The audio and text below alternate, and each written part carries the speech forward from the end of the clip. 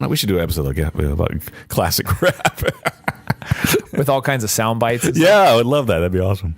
You know what? We need a gangster rap version of our intro. Oh, yeah. Dudes to death. Like, I don't know. Dudes to dance. Yeah, I don't know. We could do it. I'd love to play with that if I knew what I was doing.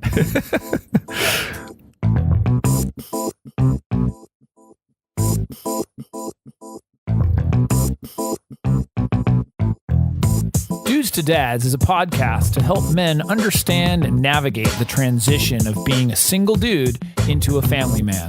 How do we make sense of it all? Well, we probably won't be able to, but let's go ahead and have some fun trying.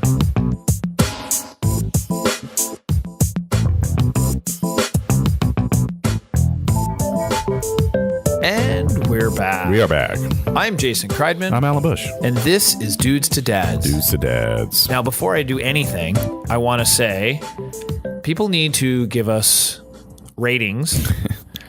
Stars, 5 stars. Get on iTunes right now. iTunes and Stitcher. Yes. We are in need of more ratings. Yes. Our numbers have been great and they're increasing, and I'm seeing, people are listening, like I said, from all over the world. Before. Pretty exciting. I had explained how our statistics work. It's really, really cool to see that. Mm-hmm. But we need more reviews. Yeah. And the reason we need more reviews is that is what those, what do you call them? Podcatchers. Yeah. That's how they rate you. So that like you move up in the ranks, which then it's like apps, when you go to look at something, an app, the ones that are up top are the ones that more people use and rate and do all that. Same thing. It just perpetuates the usage and perpetuates it. It is kind of a popularity contest. Right. That's a good way of putting it. Kind of how it works. So I think it's important. And we have hit episode 50. Yes. 50 episodes. Right. That's quite a milestone. That's a big milestone. That's almost a year. Yeah. 52 in a year, right? 52 weeks. Yeah. Yeah. I mean, that's true. We've been doing one every week. Yeah. That's a lot of weeks. It is a lot of weeks. Wow. It feels like yesterday. Puts things in perspective. Yeah. Well, you know what? I felt like a lot of the episodes that we've been doing lately, we changed the format a little bit. Like we started off, we were doing a lot of segments, and I really enjoy that. But then all of a sudden, all these really cool topics came about, which for me felt like I needed more than just 4 minutes to talk about. Right. You couldn't condense it into one segment. Right. It was more like the whole show became about that topic. Correct. Yeah. And it's not that I have ran out of topics, because that's not the case. That's never going to happen. But I thought it would be nice, especially for episode 50, to get back to kind of how we were doing before. Sure. It's not jumping the shark. There's no reason for that. There's no ulterior motive. I love that. I love that phrase, jumping the shark. It's just, I had missed the episodes. Yeah. Or the episodes which we had the segments. And in fact, I was just recently talking to somebody that I said, hey, or they had mentioned that they listened to the show. And he's like, I love your segments. He's like, you had the battlefield, and he was naming these things off. And I was like, oh, wow. We should go back to doing that. Maybe that I missed that. So I do want to go back to that. So I'm going to do a little rundown. There is a theme, though, for this. It wasn't just random like some of the other ones that I've done. Sure. The theme for this one is reducing stress. Okay. Which is a really good Which I need this one. Yeah. I think every dad needs this one. I'm going to listen to this episode over and over and over and over again. It's reducing stress. And that's kind of the theme throughout all of the segments. Mm-hmm. So we're going to do a debate. Okay. It's of course, about stress. Yep. Stuff to do. This is something that you can do with your child to reduce stress. Okay. SuperCharge, which we talk about products and things like that. Yeah. This is a product that will help you reduce stress. We've got some homework, which you're going to have to do within the next 7 days, because that's a week. Which is kind of stressful, we realize. Totally stressful. We've got the battlefield, and it's a situation in which when you identify stress. Yep. And that often happens with kids. And then we end it with a quote of the day. Okay. Which isn't necessarily about stress, but it's indirect, and I like it. That's fine. And there's a story behind it. Not just some random thing I found on the internet. And you know what? It's our show. Whatever. That's a very good point. It is our show. We can do whatever we like at the end of it. That is That's part of not being stressed. See, I knew I like having you around. So let's get into it with a dad's debate. So the dad's debate for today is Do children have more stress than parents? Oh, that's a good one. I feel like no, because the parents have to absorb the kid's stress as well, and the kid is is more self-centered in that context. Yeah. But that being said, being a kid, I would say, is stressful because so much is new. You don't know how to handle certain things in your life. So here's a better way of looking at it or phrasing it. Relative to your life and your experiences and your capacity for stress. Oh, yeah. Kids Do you by think far it's have the more most. stressful being a kid versus parents? So, like, if you're going to compare the stress of a child with comparing the stress of an adult for themselves, not towards each other. Yeah. Does that make sense? Like, Yeah. which one is greater? Yeah, I mean, again, it goes back to the parenting having to be the support, but you deal with things differently. And I guess it depends on your financial situation and a variety of other things. But being a kid, I just remember it's all relative, like you said. And like it's like going for a ride for an hour takes forever when you're a kid, right? But is it stress? Because it's not stress, but I'm saying that's relative to now. Driving an hour is not that big a deal when you're an adult. So I think stress it's more for a stressful kid, as an adult. I mean, kind of now, but like as a kid, certain stressors are such a big deal, and oh my god, I got to deal with this. That's interesting. And then you're an adult, you're like, I don't care about all that. Well, it's funny. So as a kid, you make a big deal out of stuff that in your world is a big deal. Yes. Like I talked about my daughter's shoes. You're right. And to her, that's the biggest, that is the biggest thing that's going on right then. Yeah. For me, that's nothing. Yeah. But I may be concerned about the 20 other things. While the reason I got upset with my daughter Yeah. is because I was thinking 3 or 4 steps ahead. Right. About the school, getting to work, blah, blah, blah, blah. I had all these meetings. But I mean, all the different stuff that I was stressing about Right. affected it. So I don't know that there's a clear answer. It's a debate. Yeah, sure. Well, and you think about the kid also has a certain amount of stress dealing with parents not getting what they want, or maybe the parents aren't the best role models in the world. And so, I mean, there's a variety of factors that come into this that says what's more stressful, and depending on where you grew up and what kind of environment you're in. Yeah, I mean, if you're in, let's say, like gangland. Yeah. Well, I'll give you an example from my own life. When I was really little, lived in Watts, and Watts, for the people LA. who don't know, is a really crappy part of LA in the context. It looks nice on the outside, but something's not right when you get in. Right. And that's a lot of the there's riots Back in that those happened years. there. Yeah. Back in the 60s and the 70s, I believe it was. And so I was living in an environment where there's just criminal activity all around me, and I'm like 4 or 5 years old. I just had to worry about that stuff. Moved away from that into. Do you remember being stressed about it though? Yeah. Oh, you And I was little. And I remember like worried about certain things, not like to a big degree. I wasn't aware of all the dangers. In retrospect, I think I'm more aware now. But I do remember that being an element of danger there. Not so much those gangs in the cul-de-sac that I lived in, but that, there would be some, that guy, he breaks into people's houses. We just knew that there was some random guy in the neighborhood that did that. I'm like, that's not cool. I don't want to ride my big wheel in front of that guy. So then I moved out to, Cape Cod. Exact opposite. A little different. It's the exact opposite. I'm like, I don't have to worry about anything. And I was a little bit on keep your guard door when I open. first. Yeah. I walk into my grandmother's house or grandparents' house. I just, as an adult, when I got older, I just opened the door. I wouldn't even knock. I'd be like, "Hey, grandma." Right. I'd be like, "Hey, how you doing?" Right. So, no, that's interesting. Yeah.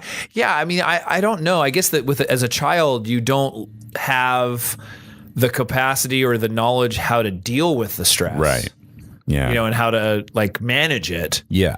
Whereas, as an adult, even if you're not that good at managing it, you still know that there are options for that, although sometimes you don't feel it. Right. Like for me, I'm a very, quote, stressful person, but I know that there's a lot of options for managing that stress. I just may not choose to do it, or in the moment, forget it. Sure. That kind of thing. So, yeah, it's interesting. I don't know if you have to pick one or the other, which one do you pick? We're on the outside of the adults, so we'll probably pick the adult part. And being the parent, I think, lends itself to a lot more stressors that you're in. But like you said, you have a different. I think you ability take on the stress of the kid for sure. Yeah, you do. You absorb their stress. You worry about them as kids. You worry about them growing up right. You know, all the other things that come with just being a parent, let alone, you know, the adult responsibilities that you may have with your home, with your car or whatever else. I saw a survey, and I don't know how many, it was a couple hundred people responded or something like that. 75% of people said that the parents have it much more stressful because they're probably responding. Yeah, right. Yeah. How many kids are responding? Right. And how many kids are going, well, yeah, you're right. Well, it's funny. So my son once, or has said this a couple times, where he's like, "God, it's so much easier being a parent." You know? Yeah. And I said, "What do you mean?" He's like, "Well, you get to go to work and you have money." I like how he looks at it that way. And you have you money. get to go to work. Right. We're like, money. I have to go to work. And all these things. And I said, "Oh, that's interesting. That is a different." Yeah, he doesn't have control over his own life at all. Right. Now, granted, you're taking good care of him, so he's okay, but that is one of those things. Like you just walk outside and you have no direct control over anything you do, really. Yeah. Yeah. So it's like you're held responsible by everyone else that's around you.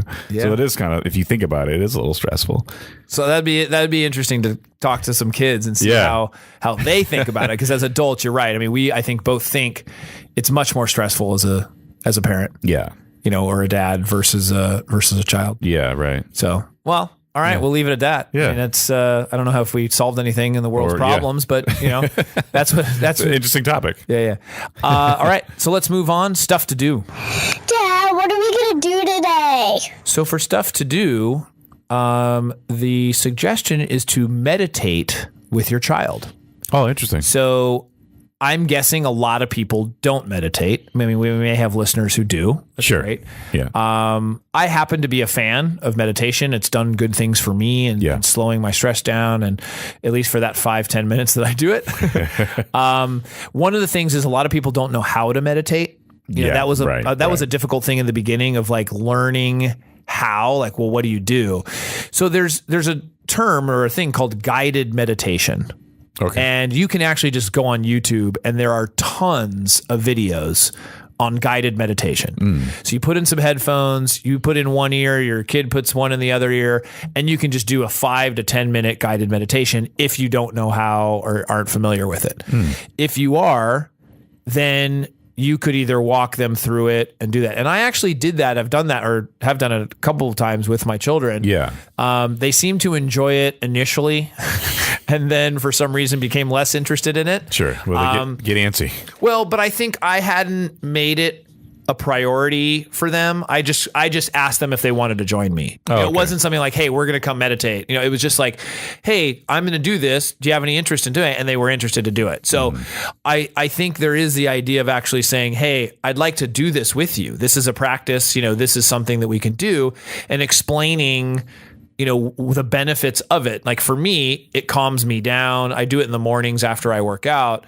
That it absolutely reduces the amount of stress in my morning. You know, I feel better in the mornings when I'm able to calm and able to do that. Right. And so for a child that may have a higher level of stress, it's teaching them that kind of thing where they can sit and calm themselves, breathe, do that. We're going to come, you know, we'll have some tips and things, but basically teaching them what that is. And it doesn't have to be a long time. Yeah. You know, and even just the idea of sitting idle and breathing for 3 to 5 minutes is still beneficial. Is it a thing where you like have them count their breaths at first, or like? Well, there's all kinds of different ways of doing it. Yeah. I mean, I was taught by, you know, somebody here locally of, you know, I went to classes and was taught, you know, a certain style or whatever.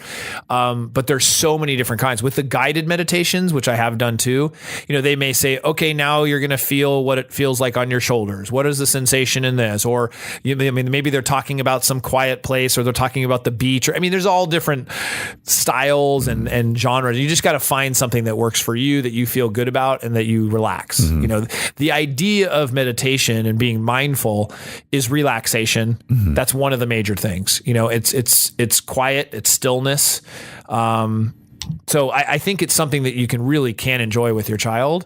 You know, at least do it yourself. Right. Yeah. Right. Try it. You know, I mean, I think some people feel like it's a little bit weird, or feel like it doesn't benefit them. I think, you know, okay, but for me, it definitely has helped. Yeah, you know? And there's no religious connotation to it. There's no.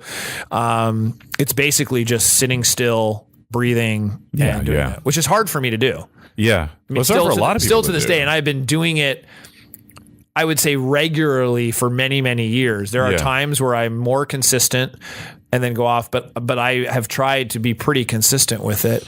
I can't imagine how bad my stress levels would be if I didn't do it. And I'm still very stressed a lot. I got to meditate more. I got to do it more than once a day. Right. Why is he meditating all the time? Yeah, exactly. After every 5 minutes. And it's just a good excuse to be alone and quiet. Yeah. Right. I mean, it's like, hey, I'm going to go meditate. It's like, and then my kids know it. My wife knows it. It's like, don't bother dad. Yeah. Like I'm going to the room. Yeah. I'm going to the room for 5 to 7 minutes. Just leave me alone. And, and the kids know that and they respect that now. They don't, they don't do that. That's good. So that's just, something to do. I thought it's a unique thing. If you haven't tried it, it's very, I wouldn't say fun, but it is. It's actually enjoyable. I look forward to it because it's like a moment of stillness. Yeah. Quiet. So especially when your life's a little chaotic. Sure. So that's stuff to do. Cool. Next is SuperCharge. So one of the things in addition to meditation is yoga. Yep. And it's funny, actually. So my kids locally, and there's some controversy about it, or there was. My kids actually do yoga in school. Oh, interesting. Yeah, so they have a yoga class. I don't know if it's once a week or so. And there was some controversy because of some people. There's religious connotations. And stuff like that. Yeah. They try to make it as it's sort of stretching and breathing. It's more of an exercise. It's an exercise, but spiritual. Yoga in itself is a derivative from a religious practice. Sure. So, but from that aspect, my wife was introduced to this somebody she knew. It's called Bal. I think that's the pronunciation. Bal Yoga for Kids, and it is a yoga DVD and book. And it is awesome. Yeah. And my kids love it. And basically, they can look through the book at the same time they're watching the DVD, and they do poses like A through Z. So it's like A is, I don't even know what A is, an apple or something. It's some animal. Actually, I think they're all animals. Okay. Like, B is a bear and C is a cat and whatever. And each letter is a pose. And so they go through the alphabet, and it's very kid friendly, Yeah. And they get to do it, and my kids really enjoyed it. So is the pose named after? I'm just curious now. After the animal, I guess so. So Yeah. like the cat pose looks like you look like a cat or something. Oh, yeah. So there's like elephant, and there's other things that So they get to do that. They really enjoy it. I'll put a link to it. It's actually, I think they're local here where we are, but there's a ton of them on Amazon. You can get DVDs. If I just don't know which ones are good and which one aren't, I know this one's good. Okay. I enjoyed this one. But yeah, plus, because it has the book and the DVD, there's sort of that they're learning the alphabet. There's a lot of benefits to it. Yeah. We had some friends over, and they had their kids as well, and their kids loved it when they did it. So that's cool. It was something that the kids would like get their mats out, and I think it's like 30 minutes, if that. It's like 20 minutes or something like that. That sounds fun. Too hard. So that's SuperCharge. I thought it's a great product to follow along and sort of motivate them to do it. Yeah. Any sort of exercise is great, but also the breathing and the stretching and that kind of stuff. Sure. They focus on a lot of that. So it's called Bal Yoga for Kids. How do you spell ball? BAL. BAL. Bal. Gotcha. I would imagine that's how you pronounce it. Yeah, I imagine. So check that out and let us know any feedback. Yeah. Shoot us an email, podcast@dudestodads.com. Let us know if you try any of these things, whether you meditate or you do the yoga, and or if you do that now. Yeah. It's cool to get that feedback. Sure. So let's move into some dad's homework. So the homework is pretty straightforward. Do meditation or yoga with your child. So I'm not saying doing this alone.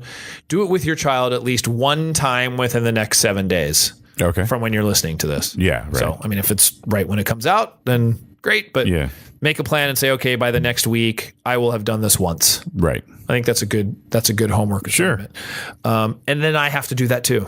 Yeah, right, yeah. Well, you've been doing it? Yeah, I haven't been doing it with my kids.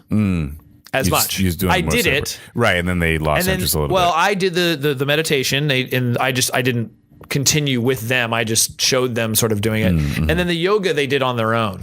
Gotcha. And so, I don't know the last, they did it maybe a couple months ago or so, was the last time they've done it. But they were doing it pretty consistently for a while, and they loved it. And they just now are doing a little bit different stuff. Right. It's just, they're in martial arts or they're doing different things. But it is the idea of doing it with them. I can't say that because my wife and I do yoga, and there are often times where the kids will come and sit and bring out a mat and start doing some stuff, but they're not necessarily doing it from start to finish. Yeah, right. It's just because mom and dad are doing it. Yeah, they'll do it. So that's the homework for any of the dads. So cool. All right, let's move on to the battlefield.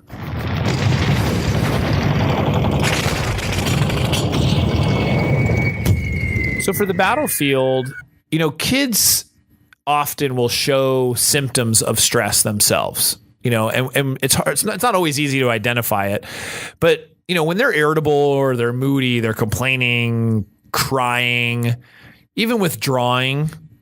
Yeah. It's funny. We call that whining or acting up or misbehaving when really it's stress. It's stress. Yeah. For us as adults, we call it stress. We don't say, well, Alan, you're misbehaving. Yeah. You say, no, I'm stressed out. Yeah. Right. And that justifies the behavior that we have. Sure. For kids, it's different. So they might, like, their sleeping pattern might change, or their eating pattern might change, or something. And, like I said, we name it something else instead of identifying that, like, maybe they're stressed out. Like my daughter.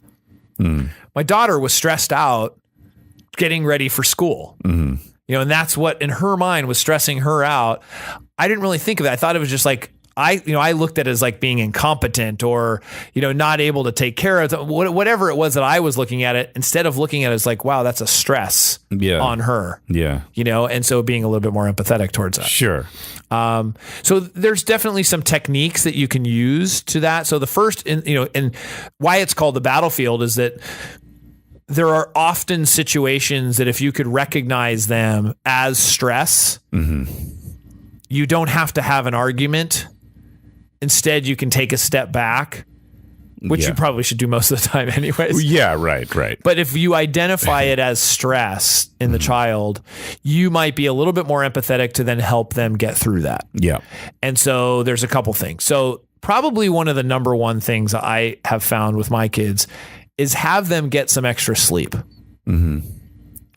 Lack of sleep for children is painful on everybody. Yes. And a lot of people just know that by instincts. Like, oh, didn't get his nap today. Yeah. He's going to be a pill, tomorrow. Yeah. It's sort of just something that every parent kind of knows when their baby or their infant or child or toddler, whatever, isn't getting the level of sleep that you want them to get or that they need. Same kind of thing with a little younger child too. Well, that trickles into all ages. I guess adulthood, a 40-year-old. Even to it's adulthood.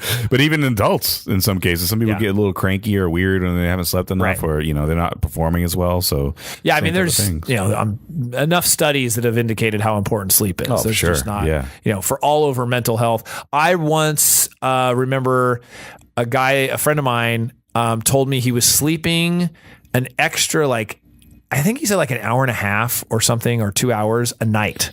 And he lost weight. Wow. Same diet. Yeah. Same diet. Right. Didn't change his diet. Just his metabolism changed. Just changed and slept more and actually lost weight. I'm like, that's cool. Yeah, it is cool, right? Lose weight while sleeping. The best diet ever. Maybe because you sleep longer, you have less time to put in your food in you. Well, I heard that you burn off more calories sleeping than you do just laying down and not doing anything. Oh, that's true. Because I think I don't know, something about the way what you do is recharging yourself, I guess, as sleeping, so you're burning off calories. Interesting. Yeah. Interesting. So that's probably the number one thing. Just have them get some more sleep. Yeah. Two, and now this is in the moment itself. Have them take a deep breath. Actually teach them to stop and take a deep breath.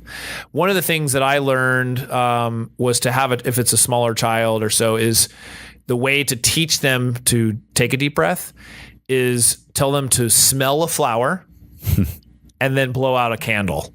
So you're like, breathe in and then blow out the candle. And so that's a visual for them that they can understand. Oh, smell the flower, blow out the candle. And so I would do that with my kids a lot. Like, hey, okay, just now let's smell the flower, blow out the candles. You're not even telling them to breathe. You're telling them actually what to do. That's cool. And it works. You don't want to get across though. Like, yeah. smell a candle, burn out, blow out a flower. Yeah. Ooh, what happened? Jeez, you blew a little too hard. Yeah, I mean, so that's just something to sort of take a deep breath and stop and do that. You know, you're not going to say, oh, hey, why don't you go meditate? Yeah, right. It's like, what? Yeah. If you do have, you know, the ability, you're in a place where you can do that, do something, you know, have them start on a project of some kind. Like, this is more if you find that they are stressful in general, you know, just like often, let's say after school, they seem stressed, you know, so starting them on some sort of project where they can come back to it. It's an activity, you know, so maybe they're going to build a puzzle, but it's a big puzzle, you know, so every day after school, they get to sit down. Well, the last thing they probably want to do is sit down. That's the next one. Go outside and play. Right. But, yeah. you know, sometime where maybe it's after they play or whatever, where it's quiet time and they just get a chance to sort of relax and do a project. Right. You know, some kids like to color. Some kids, you know, might practice something, alphabet or whatever. But giving them that chance to just sort of wind down and also be very focused on something. Yeah. When I was a kid, I used to draw a lot. Yeah. And it was either things that was just in my head or like comic stuff. Like, especially as I got a little older, I collected little comic books and then I see if I can almost draw them, you know, the way they looked in the comic books. And I wasn't an expert. I was okay, you know, not bad at drawing, but it was something that I should do now actually, because it does make me focus on something completely different, stop everything I'm doing. It pulls my face away from the computer. And back then, you know, now you're going to draw on the computer. Yeah, exactly. Now they have Wacom tablets and stuff like that. They actually draw stuff. But I do think it does help, and it does have a certain zen to it, where you kind of you're in a meditative state when you're kind of 100% involved in that. Yeah. That's an escape that many adults do. I mean, they do something creative, whether it's music or art or painting, dance or whatever. It's something that's creative that gives them that outlet. You know, to sort of reduce that stress. So that's something that for kids too. The other one, which is a very obvious one, is just like make sure to make time for play. You know, go outside, especially outside. You know, I mean, fresh air. Have them go outside. You know, we're lucky where we live. You know, the weather is always nice. Oh yeah.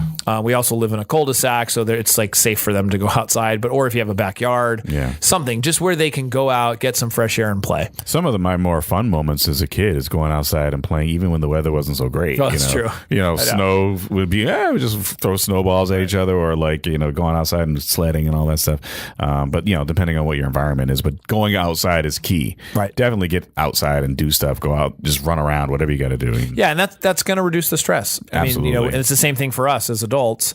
You know, all these things work for adults as well. They do. Yeah. You know? I've got to, take my own advice. It's, you know, a lot of people, you know, will say it's like, you know, even like a lunch break, you know, take a break, walk outside, just go enjoy it, take a break and, you know, and rest for a second. And I'm guilty of not doing that. I do that work through lunch thing sometimes, and I did it all week a couple weeks ago, and I realized by the end of the week I was super exhausted, and I actually went outside, and my boss actually wept up. He's like, taking a walk? I'm like, yeah. Man, he's like, yeah, you got to do it. I was working through lunch. He goes, dude, don't do that. Just go outside, man. Like, that's what I'm doing right now. I just took a walk around here, and it's like, I know. And it's the same thing. Like, just get outside. I'll at least go to my car and eat something, maybe listen to the radio for a minute, even sometimes take a quick like power nap, 5-minute nap. Nice. I can sleep for like 5-10 minutes and be fine. Yeah. And it just helps. That's a gift. The rest of the day. It is. So I'm very blessed in that regard. But it helps the rest of the day. It's just so much better when you can just take that break and be like, oh. Where's Alan? He's been sleeping for 4 hours in this car. Yeah. Is he okay? That's so funny. Yeah. He's like missed a meeting. Yeah, exactly. Missed a meeting. Yeah, hopefully let's get to that point. That's awesome. And then maybe another thing, there's tons of different sections, but I only made 5. The last one was hug them. You know, just to hug the child, you know, or kiss them or give them affection. You know, it does help. That helps the stress, and that helps adults too. It does help adults. It really does. Yeah, just give me a hug. Yeah, that's all people want sometimes is either a hug or a pat on the back and be like, "Hey, things gonna be okay." Right. And they don't need advice. It's gonna be all right. Right. Here's a hug, or not even it's gonna be okay, but just no words. Yeah. Hey. You know, just bring it in. Yeah, You know? give me the hug. Squeeze all that stress out of you. Yeah. So that's the battlefield. Yeah. We're now going to go into the quote of the day. So the quote for the day So I was in a store. I won't name the store. No plug for you, store. No plug for you. Generic store. It's a bookstore. Okay. Narrowed it down to like 2 stores. Yeah. No, I'm not saying it's a chain. Oh, okay. Yeah, that's I'm true. just saying it's a bookstore. Okay.